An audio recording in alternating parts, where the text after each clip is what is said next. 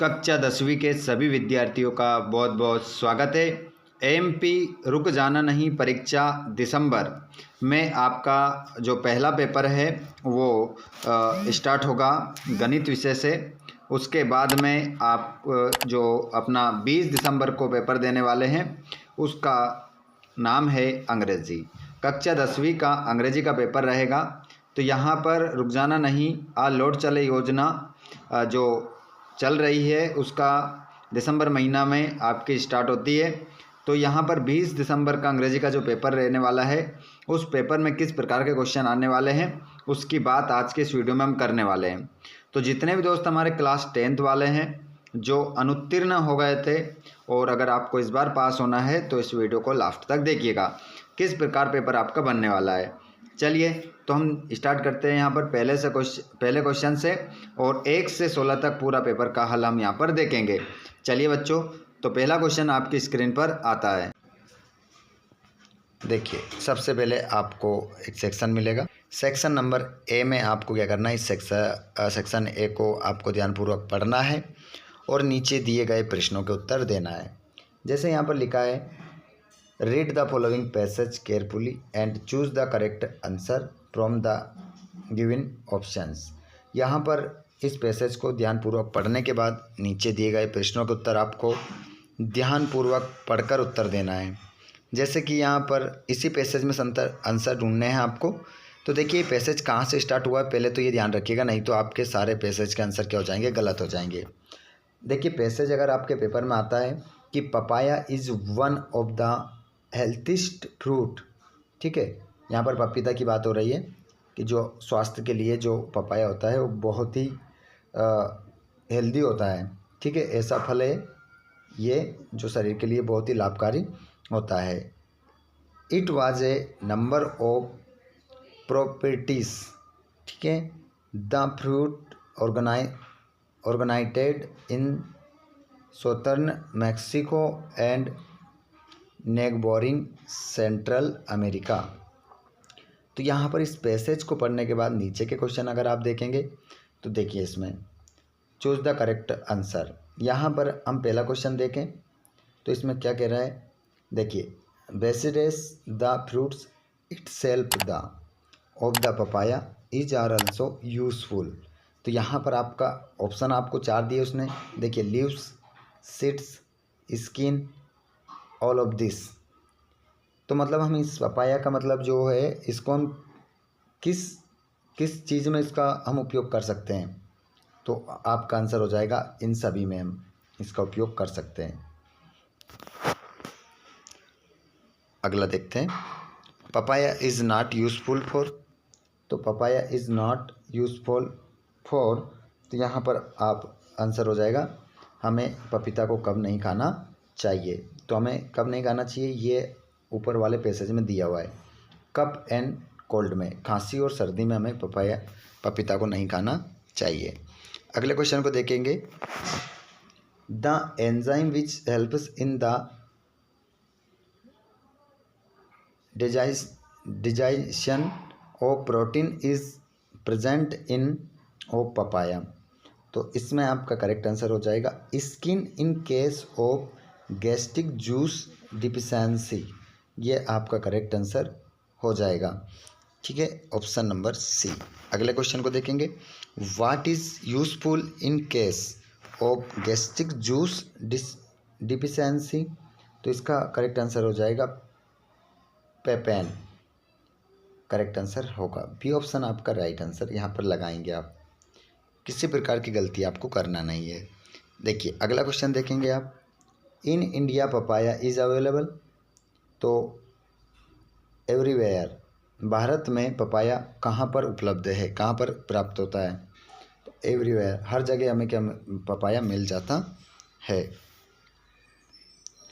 चलिए यहाँ पर देखेंगे हम अगले इस पैसेज को, पैसेज नंबर 2 देख लीजिए। इस पैसेज को भी ध्यानपूर्वक आपको क्या करना है, रीड करना है। उसके बाद नीचे दिए गए प्रश्नों के उत्तर हम देंगे। जैसे कि पहला है आपको यहाँ पर दिख रहा है, द अर्लीस्ट मैन लिव्ड। तो यहाँ पर आपका जो आंसर होगा इन काउस आपका राइट आंसर हो जाएगा। The strong in the earliest days, तो इसमें आपका आंसर जो होगा डिस्ट्रॉयड द वीक आपका करेक्ट आंसर हो जाएगा। ध्यान रखिएगा क्वेश्चन, और इस पैसेज का आपको सबसे मेन बात ये याद रखना है, इस पैसेज को आपको ये याद रखना है कि कहाँ से स्टार्ट हो रहा है। देखिए, mankind has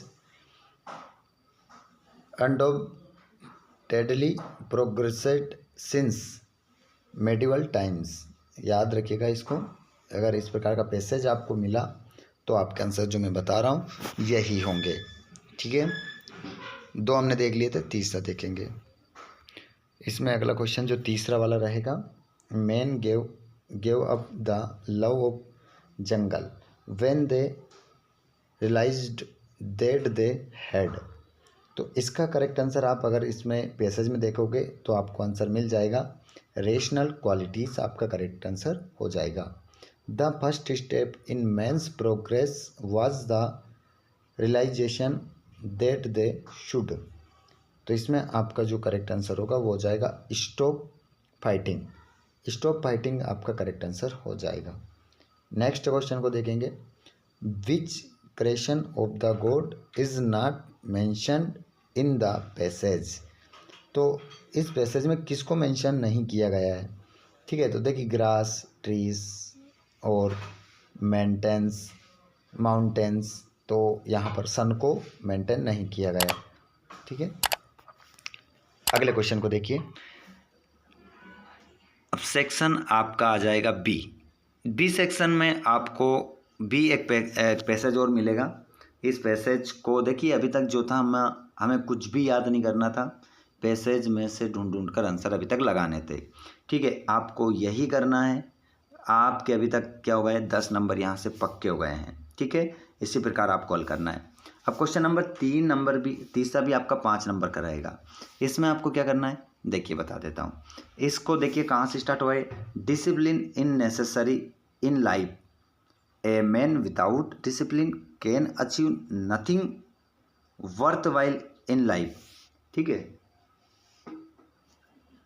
discipline is the very condition of progress, stability and strength. Discipline is necessary in all works of human life. तो इस प्रकार इसको डिसिप्लिन से संबंधित ये पैसेज आपका है। इसमें आपको क्या करना है, नोट्स बनाने हैं। ठीक है, और क्या बनाना है, समरी बनाना है। ठीक है, तो किस प्रकार से नोट्स एंड समरी बनाएंगे आप, नीचे वाले क्वेश्चन को देखिएगा। देखिए यहाँ पर 2 क्वेश्चन पूछे आपसे। ठीक है, ये दोनों क्वेश्चन अगर आपने हल करें तो फ्री के 5 नंबर यहाँ से भी लेंगे आप। टोटल आपके कितने नंबर हो जाएंगे, 15 नंबर हो जाएंगे। ठीक है, तो यहाँ पर अभी तक आपने 15 नंबर ले लिए और आपको याद करना था कुछ भी नहीं। ठीक है, इस बात का आपको ध्यान रखना है। पहला क्वेश्चन में क्या पूछ रहा है कि on the basis of your reading of the above passage make notes on it in points. इस पैसेज से आपको क्या करना है, कुछ महत्वपूर्ण बिंदुओं को अंडरलाइन करके लिख देना है। तो वो क्या बन जाएगा, आपका नोट्स बन जाएगा। जैसे कि एक लाइन में बता देता हूँ, discipline is necessary in life, पहला पॉइंट ये हो गया आपका। ठीक है, फर्स्ट पॉइंट ये लिख दीजिए आप। ठीक है, दूसरा पॉइंट ये अगर आप देखेंगे, देखिए a man without discipline can achieve nothing worth while in life. ठीक है, डिसिप्लिन के बिना कोई भी व्यक्ति अपने जीवन में कुछ भी, अपनी ज़िंदगी में कुछ हासिल नहीं कर सकता। तो इस प्रकार आपके 2 पॉइंट हो जाएंगे। तीसरा पॉइंट आप यहाँ से अंडरलाइन कर लीजिए, discipline is necessary is all works of human life. ठीक है, तो तीसरा पॉइंट ये हो जाएगा। इस प्रकार आप 3 से 4 पॉइंट यहाँ पर नोट करके लिखेंगे तो आपका नोट यहाँ से कंप्लीट हो जाएगा। उसके बाद में यहाँ पर give a suitable title to the passage. इस पूरे पैसेज को पढ़ने के बाद अगर आप इस पैसेज का टाइटल मीन्स शीर्षक यदि निकालेंगे तो आप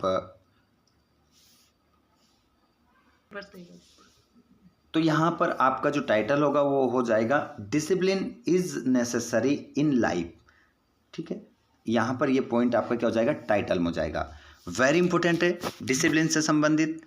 ठीक है, तो चलिए आगे भी मैं आपको बता देता हूँ। तो यहाँ पर आप इस प्रकार से इसको तो हल कर ही लेंगे। क्वेश्चन नंबर 4 में आपको ध्यानपूर्वक देखना है और क्वेश्चन नंबर 4 में आपको क्या करना है,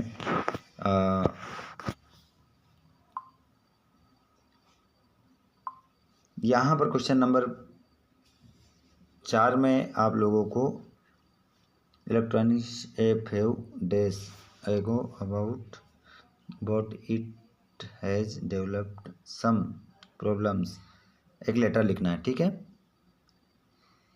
आपको एक लेटर इसमें लिखना है क्वेश्चन नंबर 4 में। और में आपको एक एप्लीकेशन लिखना है, स्कूल लिविंग सर्टिफिकेट SLC की एक एप्लीकेशन आपको लिखना है। दोनों में से अगर आपको लेटर आता लिखना है तो लेटर लिख सकते हैं, और इस स्कूल लिविंग सर्टिफिकेट का अगर एप्लीकेशन लिखना है तो वो लिख सकते हैं आप।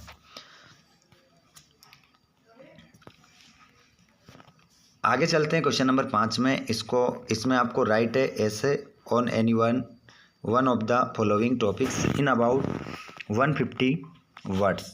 150 शब्दों में आपको एक निबंध लिखना है।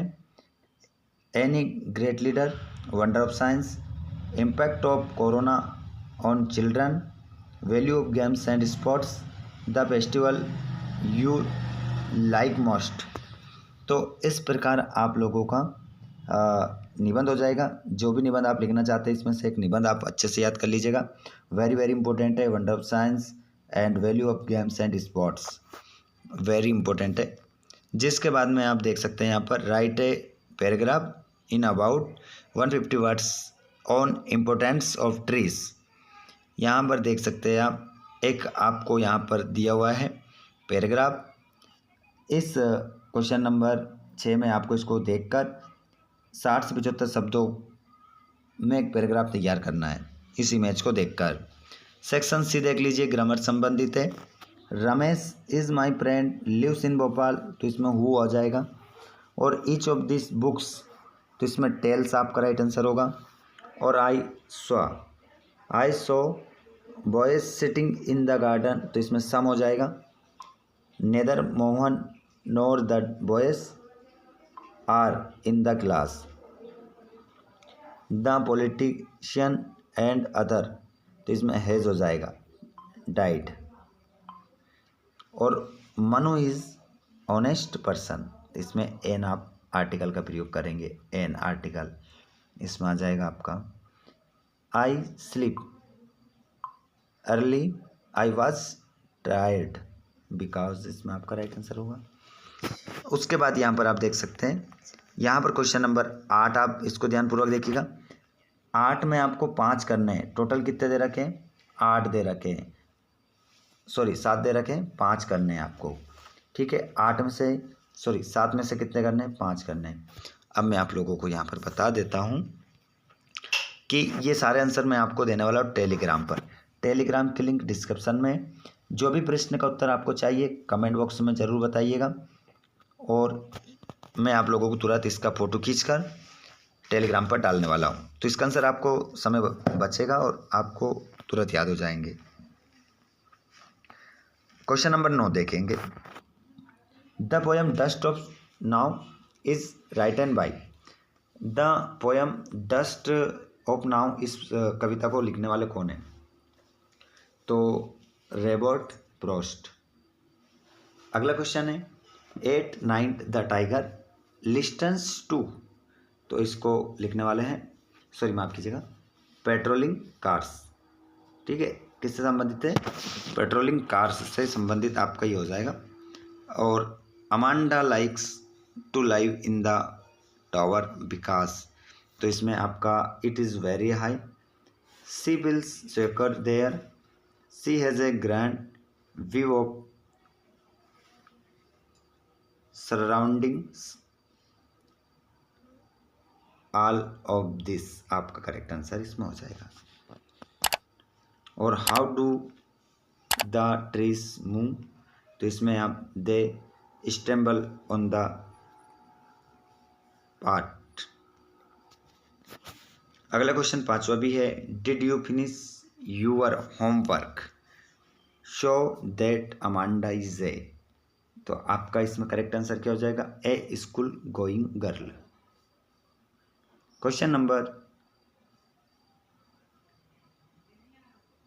6, इसमें आपका आंसर हो जाएगा नॉलेज। नॉलेज आपका करेक्ट आंसर हो जाएगा।